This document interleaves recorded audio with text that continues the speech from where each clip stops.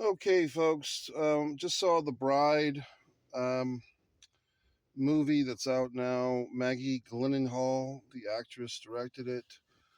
Did you hear my neck? Um, I can't really say I love this movie. I was going in with high expectations, and it just felt like one of these movies where if the story's not that great, or if, I mean, the acting was pretty good in this, but it's kind of like if the story's just not working, there's this little trick I think that filmmakers use, which is what I would call like the over edit. When you basically go into the editing room and you just mash things up and you mangle things up. I think a good case in point, historically speaking, might be Natural Born Killers from many, many, many, many years ago, where you just have like, oh, there's some good performances in this and there's some interesting stuff going on, but the movie's just not very cohesive, as they say. So you just kind of do an Uber edit. You just kind of over edit. That's how I felt about it. I could be wrong. And I do feel like this movie, and I've said this before, what a theater goer brings to the theater, to the experience, is also part of how much you like the movie or not. I was torn. I prefer to see, I would consider this a horror movie, although the movie calls itself a romance. That's another thing. They do this kind of Mary Shelley straight to camera routine, which was interesting at first, and then that became a creative crutch. But I felt as if with this movie, I should have seen it at night. I wish I had seen it a week or two when it opened on IMAX. I'm sure it played on Dolby Digital for a night or two. I was not in my typical hometown. I'm in a different hometown for a few weeks here, and they don't have the same theaters with the wonderful IMAX or Dolby Digital where I'm at here. So I did not have my druthers as far as the actual screen. And I saw this movie, and it feels like it's kind of on its way out of the auditoriums. So I didn't want to see it on the big screen. I didn't know when I'd have another chance. And I basically, was flipping a coin between seeing this and some movie that I didn't really care much about, but just something else at a different, you know, something else that would have been a matinee movie where there's less on the line. Because I feel like perhaps if I had seen this on IMAX or Dolby Digital at an 8 o'clock, 9 o'clock, 10 o'clock, 7 o'clock screening, that might have helped. Um, I don't know if it was the movie or the auditorium, but it felt like it wasn't a very clear picture, if that makes any sense. It was kind of muddled and muddy. So, like I said, IMAX, Dolby Digital probably would have helped with that regard. And part of this type of movie is just, can you recognize the actors? Well, there's Christian Bale as Frankenstein's monster. Recognized him, and he's a good actor. He's a great actor, and he always takes things seriously. And that's the charm of a Christian Bale, is whether he's doing this or that or that or this, he takes it all very seriously. The actress playing the bride, the title character, I I was gonna say for the life of me, which sounds like an expression I don't use very often. For the life of me, it sounds like a Southern belle would say something like that. I don't recognize the actress. At the end of the movie, they said her name, and I was like, I think I've seen her, but I don't know where. They did both did well. Also, Jay Gyllenhaal, Maggie's brother, uh, was listed in the end credits, and I'm trying to recall where he was in this movie. Maybe he's gained weight. Maybe he was under prosthetics. I don't know. But lo and behold and lo, I did not particularly.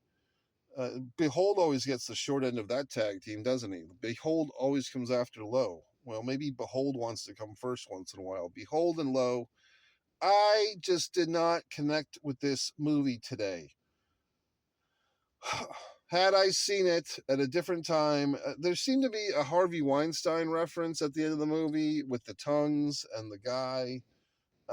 It seemed like there was these kind of buried, so to speak, feminist, kind of post Me Too situations that are creeping up in this movie. And apparently, this movie is also trying to be like the monster Bonnie and Clyde. Everyone's trying to goddamn be Bonnie and fucking Clyde, okay? But this one really is trying to be Bonnie and Clyde. I don't know. It's just, when can movies stop trying to be other movies, or stop trying to pay homage to something else and just be its own goddamn thing once in a while? So, in any event, I say a middling thumbs down, and I will leave room, if you have comments. Perhaps, like I said, I'm open to the fact that given my druthers, I would have seen this on the bigger screen, an IMAX, a Dolby Digital, a Big D, but I'm just not in that space right now.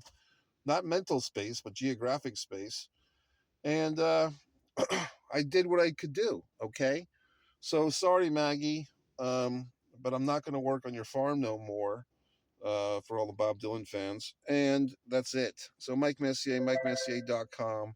Now all these notifications are flurrying up on my phone. Also, to my discredit, I had a big whopping meal. These pancakes were quite insane. Very, very rarely can I eat a pancake without syrup of some kind, but the waitress recommended the cinnamon twirl fucking pancakes at this diner. It was actually listed as a coffee shop, and I kind of wanted to go to a coffee shop and read my books and do my things. But this waitress, this coffee shop was more of a restaurant slash diner than a coffee shop. I hate that. Like, there should be a coffee shop, in my opinion, does not have wait staff. It does not have table service.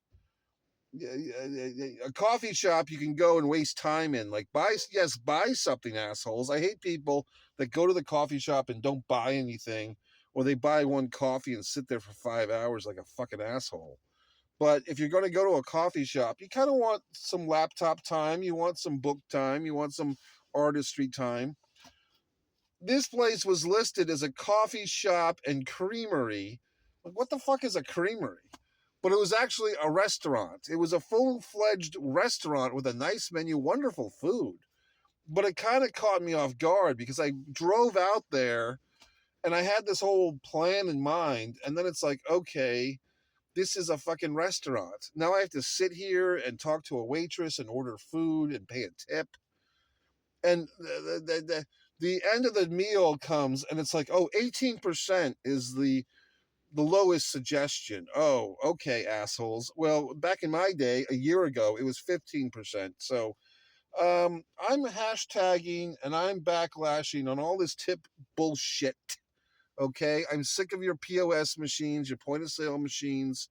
I'm sick of tipping every asshole who walks backwards. Okay, I'm going to start being even more discriminant with my. I mean, I'm a happy 15% tipper. You're not supposed to tip on fucking beverages, by the goddamned way, and they always seem these tip people can go fuck themselves. Is what it comes down to. Okay, but I did give a nice tip. I think I gave 16.5%, which I think is fucking fine. She also hoodwinked me a little bit on the sausage. She had, like, the thing was listed with like two pieces of bacon, and I said, "Can I substitute the sausage?" She said, "You want sausage links or sausage patties?" I said, "Sausage patties." She said, "You want one or two?" I said, "Two." Well, then I got charged an extra $2 and some odd cents, maybe 19, maybe more, for an extra sausage patty. So the currency is that two slices of bacon equals two sausage links or one sausage patty. She did not explain this, and I was just left to pay more. So had she given me a heads up, or had she not charged me, she would have gotten the extra 219 in tip. So there you go, waitress. You know what I mean? Like, this is on you. I mean, it's not on me that you didn't get your 25 fucking percent tip because you didn't give me the full information. Now I'm over it. I'm fine, but I'm just telling you. Uh, I think they thought that I had been there before to this establishment, and I hadn't. I must have had a familiar presence to these people, but I was a newcomer. I did not know what was going on. In any regard, The Bride is okay. It's not great. Some goth chick would probably like it. MikeMessier.com. Mike Messier, that's me.